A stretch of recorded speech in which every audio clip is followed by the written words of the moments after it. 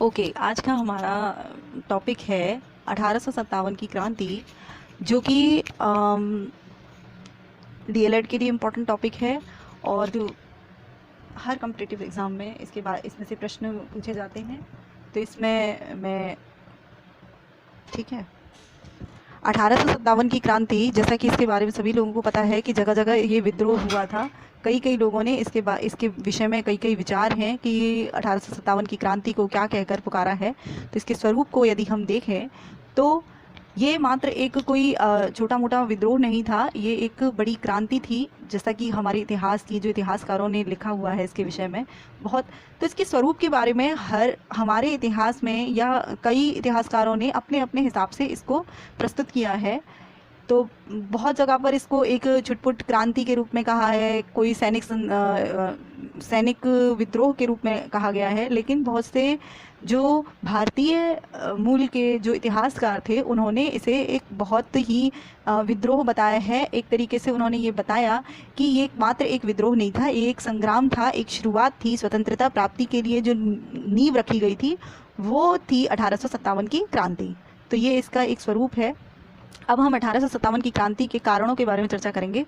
तो कुछ simple points हैं, इनमें इनको डिवाइड किया गया है। राजनीतिक कारण हैं, आर्थिक कारण हैं, सामाजिक और धार्मिक कारण हैं और सैनिक कारण हैं, और एक लास्ट में आता है तत्कालिक कारण। इन 5 कारणों में हमने इसको डिवाइड किया है। अब इसको इम्पोर्टेंट जो इनके कारण हैं उन पर चर्चा कर लेते हैं। राजनीतिक कारण क्या थे? राजनीतिक कारणों में सबसे पहला कारण था कंपनी शासन का अकुशल और अत्याचारी प्रशासनिक तंत्र। तो जो 1857 की क्रांति से पहले हमारे यहाँ पर क्राउन का शासन नहीं था, ब्रिटिश गवर्नमेंट का शासन नहीं था, कंपनी का शासन था, यानी कि ईस्ट इंडिया कंपनी का शासन था। तो राजनीतिक कारणों में सबसे बड़ी बात ये थी कि कंपनी अपने अधिकारों को अपनी हस्तक्षेप कर रही थी हमारे राजनीतिक उसमें। विस्तारवाद की और साम्राज्यवाद की जो कि नीति थी ब्रिटिश ईस्ट इंडिया कंपनी की, तो इसलिए उन्होंने हमारे राजनीतिक क्षेत्रों पे एक तो अधिकार जमाने का प्रयास किया, और अकुशल शासन था और अत्याचारी प्रशासनिक तंत्र था उनका। तो ये एक कारण बना राजनीतिक कारणों में। फिर लॉर्ड डलहौजी की हड़प की नीति थी, तो जो कि देसी राजाओं को उनके अधिकार से वंचित कर रही थी। हड़प की नीति का मतलब ये था कि उन्होंने ये बोला लॉर्ड डलहौजी की नीति के अनुसार कि जो भी राजा जिनके पुत्र नहीं है या जिनके पुत्र की मृत्यु हो गई है तो वो दत्तक पुत्र नहीं ले सकते। तो ये एक हड़प की नीति उन्होंने चलाई। एक इन्होंने विलय की नीति अपनाई, तो वो भी नीति इनकी गलत थी। उसमें भी ये लोग, उसका उद्देश्य भी यही था कि जो भी दत्तक पुत्र नहीं लिया जा सकता है तो उसको ये लोग ये करते थे कि नहीं भाई, आप लोगों को ये जो आपका राज्य है वो कंपनी शासन में विलय कर दिया जाए। ठीक है, नाना साहेब के साथ भी यही चीज़ हुई थी, इसीलिए उन्होंने अपना जो क्रांति में भाग लिया था। तो नाना साहेब की जो पेशवाई थी वो उनको नहीं मिल पाई थी, क्योंकि वो भी अपने पिता के दत्तक पुत्र थे, इसलिए उनके भी राज्य को अंग्रेजों ने हड़प लिया था। तो ये हड़प की नीति थी जो चलाई गई, जो एक कारण बनी इस क्रांति का।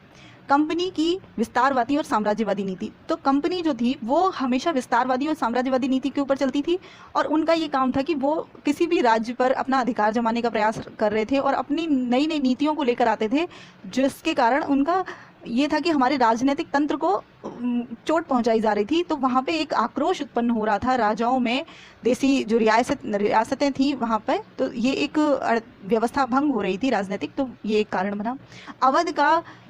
अवध जो राज्य था उसका एक बड़ा क्षेत्र ब्रिटिश जो कंपनी थी उसके अधीनस्थ विलय कर दिया गया था, तो ये भी एक कारण बना। उसके बाद आर्थिक कारणों में हम जानेंगे। आर्थिक कारणों में भू राजस्व व्यवस्था के प्रति असंतोष। तो ये जो आर्थिक कारण थे जो उसमें ये था कि भाई भू राजस्व की इनकी व्यवस्था बहुत बिगड़ी हुई थी, ये लोग गड़बड़ कर रहे थे उसमें। लगान को लेकर इन लोगों ने अपनी गलत नीतियां बनाई हुई थी। किसानों की खराब दशा और नगदी फसलों को उगाने की ज़बरदस्ती। तो ये लोग क्या कर रहे थे, ब्रिटिशर्स किसानों से नगदी फसलों को उगाने की ज़बरदस्ती की जाती थी उस समय। क्यों की जाती थी? ताकि किसानों से तो उसको सस्ते दामों में खरीद लिया जाता था, और ये कहो कि क्योंकि जो उनके अधीनस्थ थे तो उनको ऐसे ही ले लेते थे, लगान वगैरह ये सारी चीज़ें उनके ऊपर लगाई जा रही थी, और फिर उस नगदी फसल को वो लोग बेचते थे बाहर। तो उससे क्या था कि ब्रिटिश जो कंपनी थी उसको प्रॉफिट हो रहा था, कंपनी शासन को प्रॉफिट हो रहा था, लेकिन किसानों को तो इसका कोई प्रॉफिट ही नहीं मिल पा रहा था। तो इसलिए जो आर्थिक स्थिति थी वो भी इन्होंने उसमें भी हस्तक्षेप किया, और इसीलिए यहाँ पर भी असंतोष पैदा हुआ सभी किसानों में और ज़मींदारों में इस तरीके से। उसके बाद सामाजिक और धार्मिक कारणों में हम ये देखें तो मिशनरीज जो थे, ईसाई मिशनरियों द्वारा जो धर्म प्रचार प्रसार हो रहा था वो बहुत ज़्यादा भीषण उसमें था।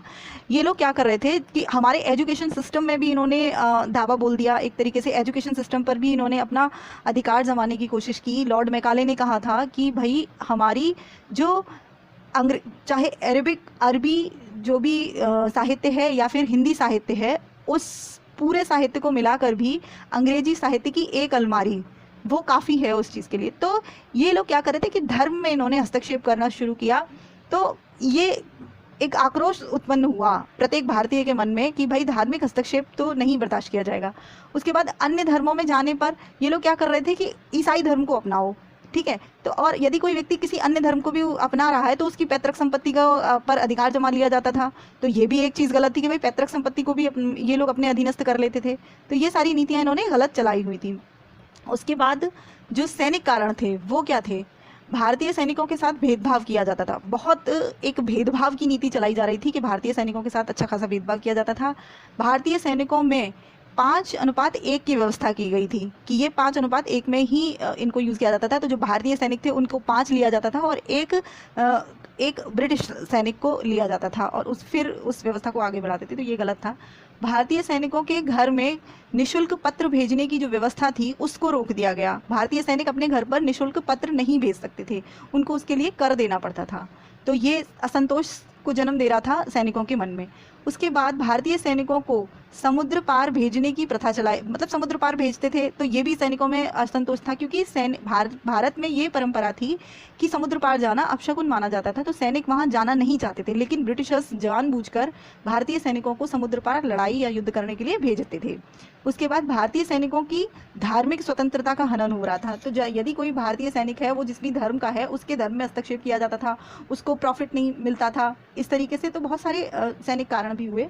उसके बाद जो तत्कालिक कारण था उसका, तत्कालिक कारणों में सबसे इम्पोर्टेंट चीज़ ये थी कि नई इनफील्ड राइफल जिसमें सूअर और गाय की चर्बी युक्त कारतूसों का प्रयोग किया जा रहा था। तो ये जो चीज़ थी, ये एक नई इनफील्ड राइफल ये लोग लेकर आए जिसमें सूअर की चर्बी और गाय की चर्बी को से युक्त कारतूस थे जिनको मुंह से तोड़कर डाला जाता था। तो वो भारतीय सैनिकों के लिए, चाहे फिर वो किसी भी धर्म के हों, उनके लिए ये एक बहुत असंतोष की बात थी। इसलिए तुरंत एकदम तत्काल में उस समय इसी चीज़ के ऊपर असंतोष जागा और लोगों ने मना कर दिया। मंगल पांडे ने शुरुआत कर दी थी यहाँ पे, मंगल पांडे ने उससे साफ मना कर दिया था इस चीज़ को। तो ये रही इसका असंतोष का कारण, जो तत्कालिक कारण बना। उसके बाद प्रारंभ कहाँ से हुआ, तो जनवरी 1857 में यह दमदम से प्रारंभ हुआ था। दमदम एक जगह थी जहाँ से ये विद्रोह शुरू हुआ। उसके बाद ये बैरकपुर में हुआ, फरवरी 1857 में ये बैरामपुर में हुआ। उसके बाद 29 मार्च 1857 को बैरकपुर में मंगल पांडे नामक एक सैनिक था, मंगल पांडे, जो मूवी भी आई थी आप लोगों ने देखी होगी आमिर खान की। तो मंगल पांडे ने गाय की चर्बी युक्त कारतूसों को मुंह से काटने से स्पष्ट मना कर दिया और उसके फलस्वरूप उसे गिरफ्तार कर दिया गया और उसे फांसी दे दी गई। 8 अप्रैल 1957 को, 1857, ये गलत लिख गया है, 1857 को उसे फांसी दे दी गई। ठीक है। उसके बाद विस्तार जो इसका है 1857 की क्रांति का, वो इस तरीके से है कि बैरकपुर के बाद ये विद्रोह मेरठ में हुआ। मेरठ में क्या हुआ कि 24 अप्रैल 1857 को तीसरी भारतीय घुड़सवारों की सेना ने 90 जो सैनिक थे वहाँ के, उन्होंने चर्बी युक्त कारतूसों का प्रयोग करने से मना कर दिया साफ। तो जिसके फलस्वरूप उन्हें जेल में डाल दिया गया और फिर उसके बाद इन सैनिकों ने जेल तोड़ दी और तोड़कर वो भाग निकले और ये लोग सीधे गए दिल्ली की ओर ये लोग आगे चल दिए। तो दिल्ली में आके क्या हुआ कि दिल्ली में उस समय जो नेतृत्व कर रहे थे वो थे, दिल्ली की जो गद्दी पर बैठे हुए थे वो बहादुर शाह जफर द्वितीय थे और ये मुगल सल्तनत के सबसे अंतिम शासक माने जाते हैं। तो उस समय इनकी वृद्धावस्था थी। तो दिल्ली में ये जो विद्रोह था इसका नेतृत्व बहादुर शाह जफर ने किया, लेकिन वास्तविक नेतृत्व जो इनके सेनापति था वक्त खां उसने किया, क्योंकि ये वृद्ध थे और ये इतना ज़्यादा नहीं कर पा रहे थे। तो वक्त खां ने दिल्ली में इस नेतृत्व का इसका नेतृत्व किया उसका। उसके बाद लखनऊ में ये विद्रोह शुरू हो गया और लखनऊ में विद्रोह करने वाली थी बेगम हजरत महल, उन्होंने भी अपने नाबालिग पुत्र को नवाब घोषित कर दिया था, तो इसलिए उन्होंने भी इस युद्ध को इस संग्राम में भाग लिया। उसके बाद कानपुर में ये विद्रोह शुरू हुआ 5 जून 1857 में। तो कानपुर में विद्रोह का नेतृत्व किया नाना साहिब ने। तो पहले नाना साहिब का समर्थन किया था तात्या टोपे ने, लेकिन बाद में वो ग्वालियर में पहुंचे और ग्वालियर में वो तात्या टोपे ने इसका नेतृत्व किया था। उसके बाद झांसी में रानी लक्ष्मीबाई ने किया था इसका नेतृत्व, ये सभी लोग जानते हैं। झांसी की जो रानी थी उनका बेटा था, उस राजा की भी मृत्यु हो गई थी गंगाधर राव, और जो दामोदर राव उनका बेटा था उसको उन्होंने दत्तक पुत्र लिया था और उसको राजा बनाना चाहती थी, तो इसीलिए उन्होंने भी इस विद्रोह का समर्थन किया और इसमें भाग लिया। इसकी असफलता के क्या कारण रहे? सीमित क्षेत्र, क्योंकि जितना भी इस संग्राम का या इस विद्रोह का फैलाव था वो बहुत सीमित था। कुछ चुनिंदा जगहों पर ही ये जो विद्रोह था वो भड़का। इसका क्षेत्र ज़्यादा विकसित नहीं हुआ। पूरे भारतवर्ष को में एकजुट होकर ये लड़ाई नहीं लड़ी गई। नेतृत्व का अभाव था। कोई भी एक पर्टिकुलर व्यक्ति इसका नेतृत्व नहीं कर रहा था। हर एक व्यक्ति के स्वयं नेतृत्व कर रहे थे सब लोग। जैसे कानपुर में कोई और कर रहा है, दिल्ली में कोई और कर रहा है, इस तरीके से एक ही व्यक्ति यदि नेतृत्व करते तो शायद ठीक रहता। उसके बाद सीमित साधन थे। सभी लोग इतने डेवलप्ड साधन नहीं थे किसी के पास, इसलिए सीमित साधनों का था कि साधनों का अभाव था, इसलिए भी असफल रही। संगठन का अभाव, किसी भी एक संगठन में नहीं थे। जैसे कि कांग्रेस थी, तो कांग्रेस में क्या था कि एक संगठन था, तो जो स्वतंत्रता प्राप्ति हुई तब तक वो एक संगठन के रूप में कार्य किया। लेकिन इस नेतृत्व में किसी भी व्यक्ति में संगठन क्या नहीं था, पता ही नहीं था किसी को कि हम संगठन से कार्य करें तो हम शायद जीत सकते हैं। ठीक है। उसके बाद भारतीयों का सहयोग। कुछ भारतीय ऐसे थे कि जो लोग खुद ही इस क्रांति के अगेंस्ट में थे, खुद ही इस क्रांति को नहीं चाहते थे, उन्होंने खुद ही इसके खिलाफ कार्यवाही की। तो बहुत सारे भारतीय जो ब्रिटिशर्स के चाटुकार थे, उन लोगों ने ब्रिटिशर्स का साथ दिया, भारतीयों का साथ नहीं दिया, तो ये भी असफलता का कारण रहा। उद्देश्य स्पष्ट नहीं था। उद्देश्य की जो अस्पष्टता थी वो ये थी कि हर एक व्यक्ति अपने पर्सनल जो अपने व्यक्तिगत उद्देश्य के साथ इसको लड़ रहा था। भारतीयता का किसी ने भी उद्देश्य नहीं रहा कि हम भाई आज़ादी के लिए लड़ रहे हैं या हम किसी चीज़ और चीज़ के लड़ रहे हैं। एक उद्देश्य किसी का भी नहीं था, इसलिए भी ये असफलता का कारण रहा।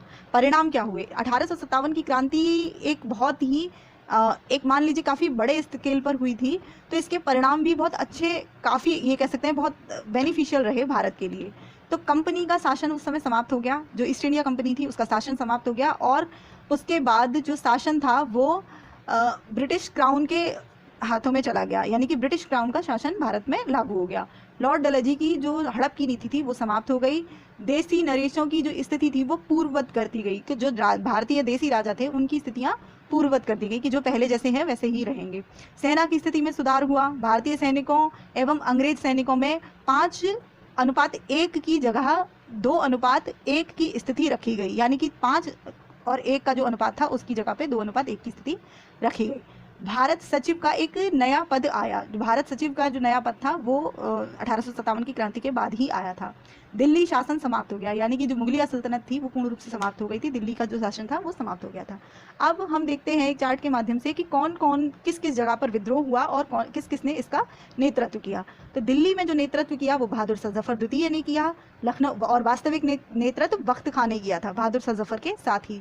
लखनऊ में नेतृत्व किया बेगम हजरत महल ने। कानपुर में नेतृत्व किया नाना साहिब ने। इनका नाम वास्तविक नाम धोंदू पंथ भी था, तो कई एग्जामों में धोंदू पंथ के बारे में पूछा जाता है कि नाना साहिब का नाम वास्तविक नाम क्या था, धोंदू पंथ। उसके बाद ग्वालियर में जो विद्रोह का नेतृत्व किया वो तात्या टोपे ने किया, जिनका वास्तविक नाम रामचंद्र पांडुरंगा था। ठीक है, ये भी एक इम्पॉर्टेंट प्रश्न है जो पूछा जाता है। झांसी का नेतृत्व सबको पता है रानी लक्ष्मीबाई ने किया। बिहार का नेतृत्व बाबू कुंवर सिंह ने किया। इलाहाबाद में नेतृत्व किया लियाकत अली ने, और बरेली में नेतृत्व किया खान बहादुर खान ने। ठीक है, उसके बाद इसमें कुछ इंपॉर्टेंट क्वेश्चंस और आते हैं जो कि बड़ी क्लासेस में पूछे जाते हैं मोस्टली, तो वो हैं कि हाँ कुछ इंपॉर्टेंट बिंदु हैं, इनको भी हमें ध्यान में रख लेना चाहिए कि 1857 की जो तत्कालिक गवर्नर जनरल थे वो लॉर्ड कैनिन थे। ठीक है, लॉर्ड कैनिन 1857 के तत्कालिक गवर्नर जनरल थे, और उससे पहले लॉर्ड डलहौजी थे जो उसी समय गए थे वहाँ से, एक तरीके से उन्होंने त्याग दे दिया था और लॉर्ड कैनिंग उनकी जगह पर आए थे गवर्नर जनरल। फिर तत्कालिक मुगल बादशाह कौन थे? उस समय तत्कालिक मुगल बादशाह बहादुर शाह जफर थे। विद्रोह को दबाने के लिए एक सेनापति को बुलाया गया, वो सेनापति लॉर्ड कैंपबेल थे। ठीक है, विद्रोह को जो विद्रोह दबाया गया था, लॉर्ड कैंपबेल नहीं दबाया था, मोस्टली जगहों पर बहादुर शाह जफर को भी उन्होंने ही पकड़ा था और दबा दिया गया था। तो ये सारे जो थे वो लॉर्ड कैंपबेल आए थे, उन्होंने किया था। विद्रोह को बढ़ावा देने के लिए जिन प्रतीकों का यूज़ किया था 1857 में, वो थे रोटी और कमल का फूल। रोटी और कमल का फूल 2 प्रतीक थे जिससे कि इस विद्रोह को बढ़ावा दिया था। ओके।